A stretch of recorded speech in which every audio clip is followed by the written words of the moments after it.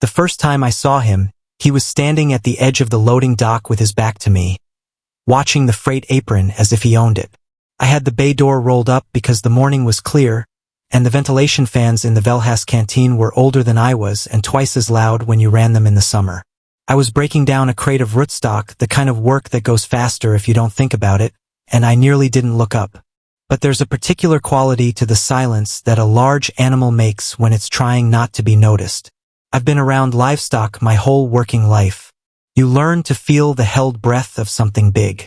He was maybe 4 meters at the shoulder. Rust-colored scales faded to ash along his flanks. The color of old iron left too long in the weather. His right foreleg was gone from just below the shoulder. It wasn't a fresh wound, not even a recent one. The scarring was old and settled, the scales over the stump smoothed to a dull pewter gloss from years of use.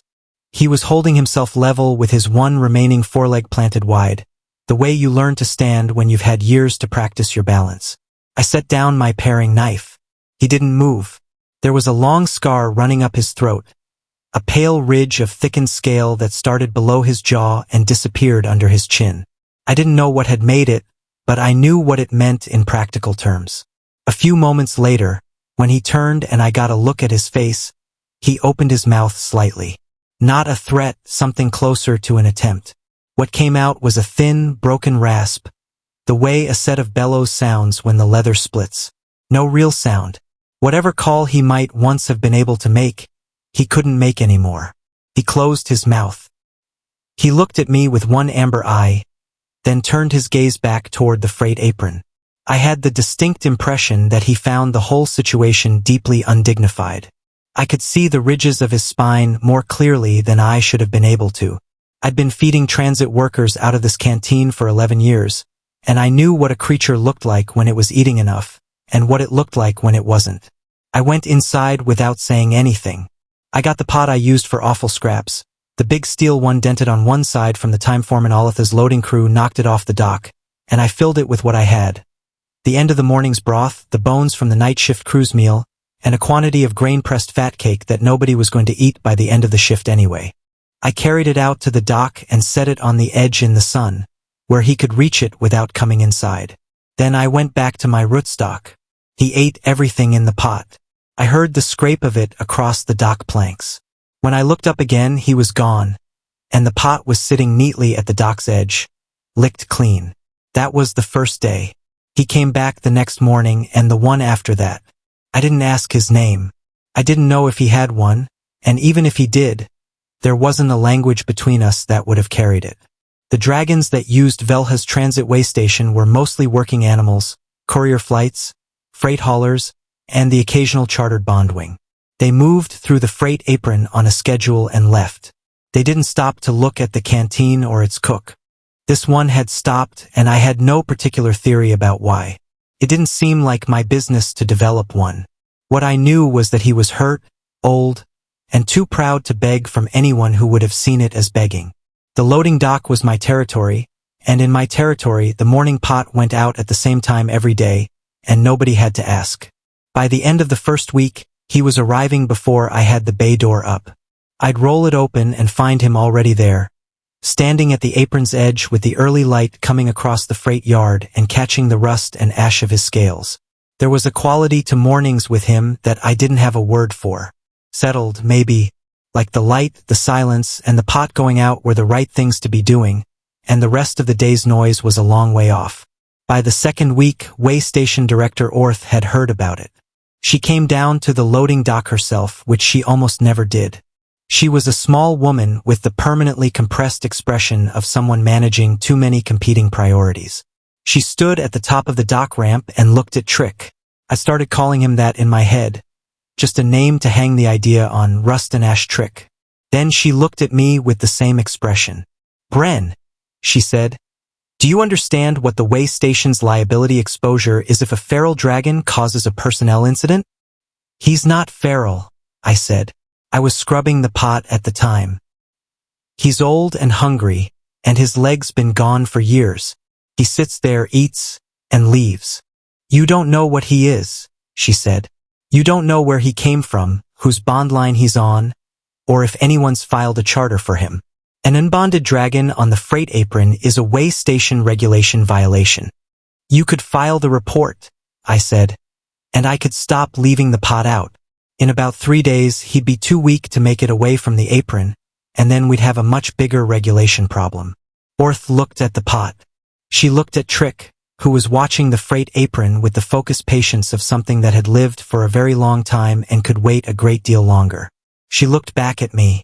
"Nobody's been asking after him," she said, which wasn't exactly permission and wasn't exactly prohibition, and then went back up the ramp.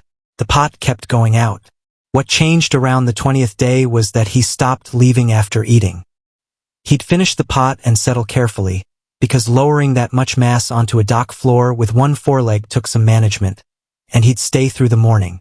I got used to the sound of his breathing, slow and deep, as I worked. He watched through the open bay door with an attention that wasn't quite sleep and wasn't quite wakefulness. His amber eye going half-lidded, the remaining foreleg folded under his chest. He never came inside. The dock was the boundary, and he seemed clear on it. But the boundary was close enough that I could have reached out and touched the base of his throat scar if I'd stretched. I didn't. It wasn't my scar. What I did do on the 23rd day was bring out a second portion without being asked. Just the morning broth. Nothing elaborate because the night had been cold, and the old iron-colored scales along his flanks had a dull look that I didn't like. He accepted it without theatrics. He accepted everything without theatrics. That was the thing about him that I found most restful. There was no performance of gratitude. No display of trust slowly won and finally extended. He had decided I was reliable, and that decision had the same quality as the decision to balance on one foreleg. Something arrived at by necessity, practiced into steadiness, no longer requiring thought. On the 28th day, he set his chin on the dock's edge and looked at me directly for the first time. Not the peripheral half-attention he usually offered. Directly. Both amber eyes. The throat scar caught the morning light, and the pale ridge of it glowed a dull gold. I looked back. I was filleting fish for the midday crew, and I kept working because you don't make a thing of a moment like that. "You're somebody, aren't you?" I said, not really asking. He kept looking at me. Then he closed both eyes slowly and turned his chin back toward the freight apron. I kept filleting. They came on the 30th morning. I heard them before I saw them. A sound like the sky clearing its throat. The heavy bass percussion of wings at low altitude. Then 7 war dragons dropped onto the freight apron in a formation so tight and practiced that the change in air pressure rattled the bay door in its frame. They were rust and silver. All 7. The same base coloring as Trick, but brighter and well-maintained. Their scales polished to an active gleam. 3 of them wore courier bands around their throats, the hammered metal collars of the Velashan dispatch line. I knew the Velashan name because every freight operation in the lower reaches did. The oldest courier flight in the treaty zone. 7 generations of dispatch service. A bond line going back to the founding of the current empire's predecessor. You didn't mistake their collars. The lead dragon was a female, larger than the others. A deep rust that turned almost burgundy across her chest plates. She landed last and stood for a moment, reading the freight apron. Then her gaze found the loading dock, and found Trick. Something moved through her that I had no word for. She crossed the apron in 4 long strides and stopped at the edge of the dock. She was close enough that I could see the assessment happening in her eyes, the state of his scales, the set of his one-legged stance, and the fact that the dull flatness from cold nights was gone from his flanks. And then she lowered her head. Not a small movement, but all the way down, the huge rust burgundy head coming level with the dock planks. The throat collar just above the wood, her eyes closing. The 6 behind her came forward and did the same, one by one, until all 7 heads were lowered to the level of the dock. I was still holding a fillet knife. I set it down. Trick watched all 7 of them with the patient attention of a creature who had been found before and found it less momentous than the searchers did.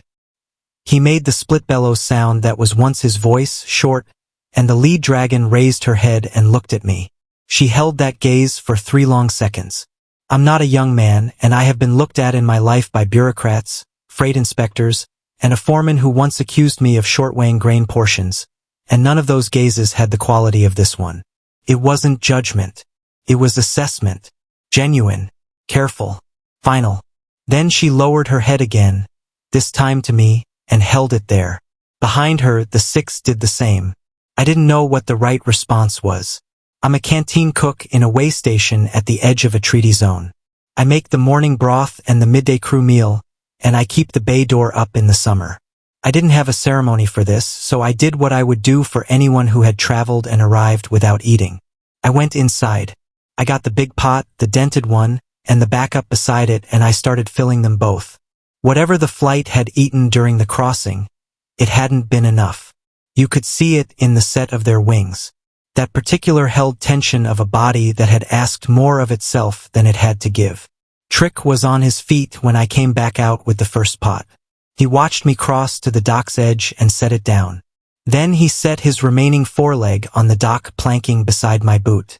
Just rested it there for one brief moment. Not quite contact. Not quite. Not. Then he stepped back and let the lead dragon have access to the pot first, because that is apparently how the Velashan courier flight manages precedence. I left them to it and went back inside to start the next one. The morning crew would be in for their meal in an hour and would be filing regulation reports by noon, and there was still the rootstock to finish. None of that had changed. The sound of 8 large animals eating off the Velhas canteen's loading dock in the bright morning was, if I'm honest, the best sound that dock had ever made. I've been asked since what it felt like, knowing what I know now. The flight elder of the Velashan dispatch line, missing for 40 days after a crossing had gone wrong. 3,000 years of bond line history settling itself on my freight dock for 30 mornings. I've thought about it. I don't have an elaborate answer. He was hungry and I had food. He was hurt, and he needed somewhere to be still without it costing him anything. That seemed like enough. Seems like enough now. The Ashen lead courier, whose name translated roughly to first wind, though the dispatch office uses a numerical designation in the treaty paperwork, left a collar band on the dock when the flight finally lifted that afternoon. Not a courier band. Something older. The hammered metal was darker, and the markings were worn to near illegibility. I have it above the canteen door now, which Orth says is a regulation gray area, and I tell her to file the report. I keep the bay door up in the summer. The big pot goes out in the morning. Some days there's a shadow at the freight apron's edge. Rust and ash and old iron balancing on one foreleg in the early light. Most days that's